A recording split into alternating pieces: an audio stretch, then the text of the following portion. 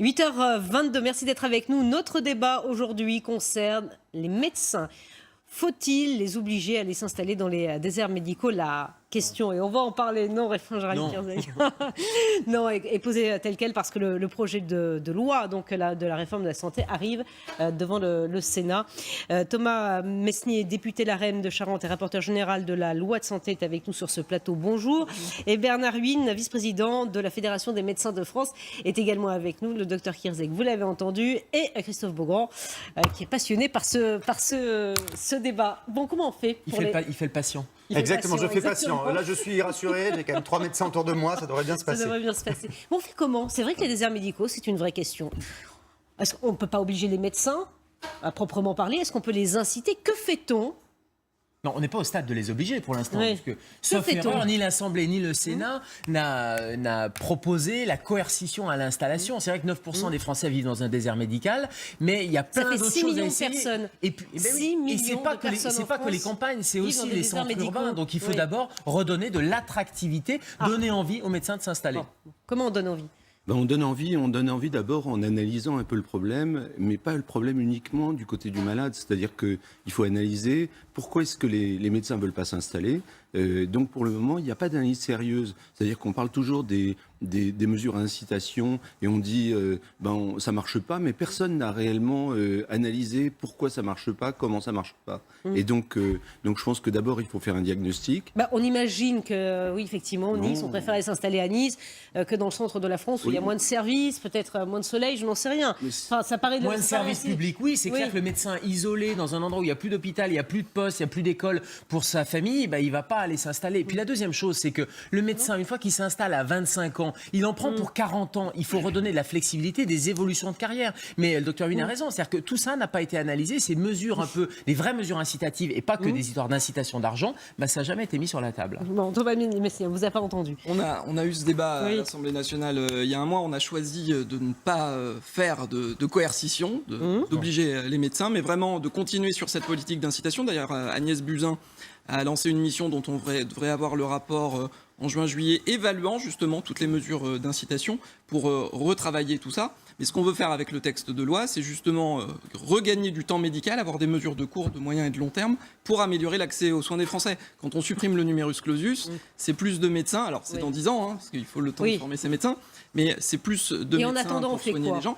Et après, on travaille sur comment gagner du temps médical, c'est-à-dire comment faire avec des nouveaux métiers, les assistants médicaux, pour décharger les médecins libéraux d'une certaine charge de travail administrative. On travaille. C'est quoi les mesures d'incitation pour donner envie aux gens de s'installer, du coup? Pour les jeunes médecins? Oui, c'est quoi? C'est des avantages financiers à l'installation dans les zones qui manquent de médecins. Mais ça existe déjà. Alors, ça ne fonctionne pas. Il y a un panel très très large d'offres incitatives qui manifestement, moi je suis le délégué de la ministre sur l'accès aux soins, j'ai fait un petit tour de France depuis 2 ans, ça marche pas bien. C'est justement pour ça qu'elle a lancé cette mission d'évaluation pour recentrer sur les aides qui marchent, sur celles qui marchent moins bien, pour mettre l'accent là où il faut. C'est surtout pas utilisé. C'est-à-dire que la plupart des aides ne sont pas utilisées, la plupart des gens qui s'installent ne reçoivent pas l'argent, et en plus, c'est pas l'argent. Ils ne savent pas qu'ils doivent le demander? Ils le savent, mais c'est pas ça le problème. Le sujet, quand vous vous installez, c'est pas uniquement une question d'argent, parce que l'argent, vous allez en gagner. Il y a tellement de malades sans médecin que de toute façon, il n'y a pas de problème pour gagner sa vie. Donc ce n'est pas une question d'argent. Le problème, c'est pourquoi gagner sa vie. Pourquoi est-ce qu'on gagne sa vie? On gagne sa vie pour utiliser l'argent de son travail, pour vivre. Et le problème, c'est que si vous travaillez 90 heures par semaine, vous ne vivez pas. Si vous travaillez harcelé par la Sécu, vous ne vivez pas. Si vous êtes dans un endroit où votre famille ne veut plus vivre parce que vos enfants vont pas à l'école, parce que votre mari ou votre femme ne trouve pas de travail parce que c'est un endroit où il n'y a pas de boulot, voilà. Si vous êtes dans un endroit où le loyer vous mange la plupart de votre revenu disponible, vous ne vivez pas. Parce que les déserts médicaux, c'est pas que dans les campagnes, c'est aussi dans les villes. Paris en 2017, c'est moins 27% de médecins généralistes. Enfin, potentiellement, Paris peut devenir le plus grand désert médical de France dans les prochaines années. Ça coûte trop cher. Parce que ça coûte trop cher, mais il y a plusieurs choses. Il y a le côté aménagement du territoire. Et effectivement, pour qu'un médecin s'installe, il faut qu'il y ait du travail pour le conjoint, il faut une école, il faut tout ce qu'il faut pour vivre. Il y a la difficulté de l'attractivité de la médecine libérale aussi, et il y a un déficit dans la formation de gérer son entreprise médicale, et ça, on est en train d'y travailler. Oui, parce que vous formez des médecins, mais pas des gestionnaires, c'est ça? Exactement. On a 10 ans où on apprend la médecine et on n'apprend pas à comment gérer son cabinet, comment employer quelqu'un. Parce que finalement, un médecin qui s'installe en libéral est aussi un chef d'entreprise. On forme des médecins hospitaliers. C'est-à-dire que les jeunes médecins ont peu de contact avec la vraie médecine générale. C'est-à-dire que moi, je pense qu'il y a une voie qui n'a pas du tout été explorée. C'est l'ancrage territorial. C'est-à-dire que, si vous voulez, quand vous avez vécu votre enfance dans un endroit, vous aurez une propension plus grande à vous y installer. Et ce genre de choses n'est absolument pas analysé ni non plus exploité. C'est-à-dire que moi, je m'occupe de cabinets médicaux dans des endroits qui ne sont pas censés être attractifs, comme Villiers-le-Bel, Clichy-sous-Bois ou Grigny en Essonne.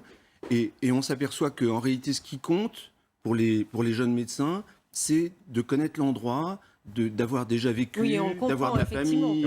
Et donc cet aspect-là, par exemple, n'a jamais été étudié, ni exploité.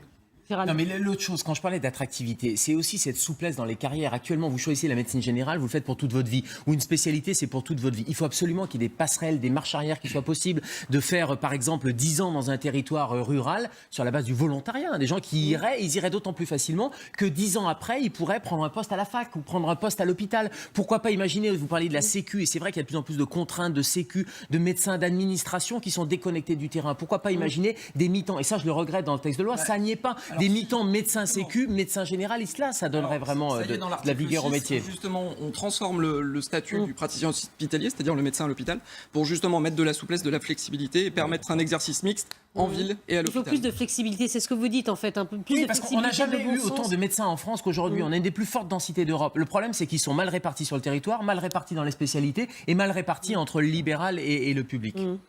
Et puis on parle de flexibilité, de souplesse, etc. Et puis en réalité, on a des textes de loi qui font 100 pages pour un détail, avec des trucs qui sont incompréhensibles pour un praticien. Par ordonnance, avec beaucoup d'administration. Et donc on espère faire évoluer des choses avec des moyens qui sont incompréhensibles. Bon, voilà, il faut que ça bouge. Effectivement, voilà le message qui est passé ce matin. Merci beaucoup.